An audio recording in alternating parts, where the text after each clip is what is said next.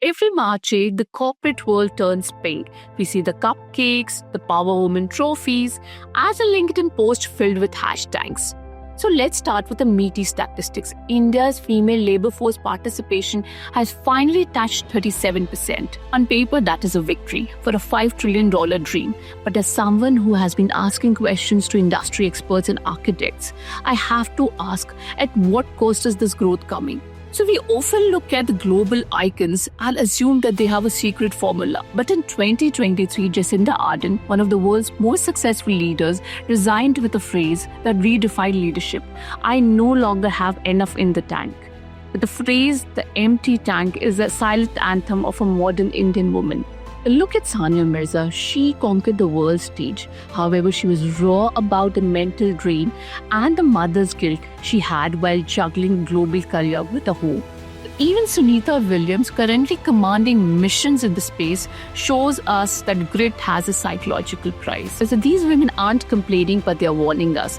Whether you are in a startup or a space station, the identity of a high achiever comes with a heavy tax. Now let's talk about the reality of millions of women who aren't on the magazine covers. 2026, the double income isn't a choice. It's a survival necessity. Women are slogging alongside their husband to pay home EMIs, skyrocketing school fees. But here is the meaty injustice. While the income is doubled, the domestic responsibility isn't halved.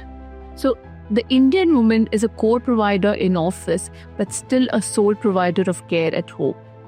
She's logging 9 to 9 to support the family's financial dreams and then 9 to midnight to keep the home running. Data shows that Indian women spend 5 hours more per day on unpaid domestic work than men. We have given her a second job, but we haven't taken away the first one. This isn't empowerment by any chance. It is an exhaustion trap.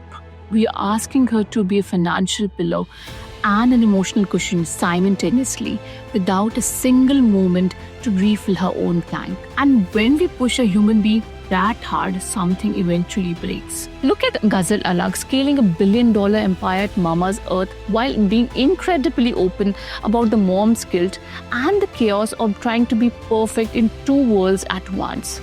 Now the big question that arises is that why we as women have to fight too many battles at once? Why must our survival be a constant, exhausting fight?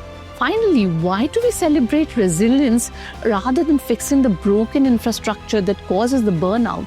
The silent spreadsheet has a final dark column: the mental health. Nearly 1 in 5 Indian women are struggling with depression or anxiety. The decision fatigue of managing a corporate strategy at 3 p.m. and a child's health at 7 p.m.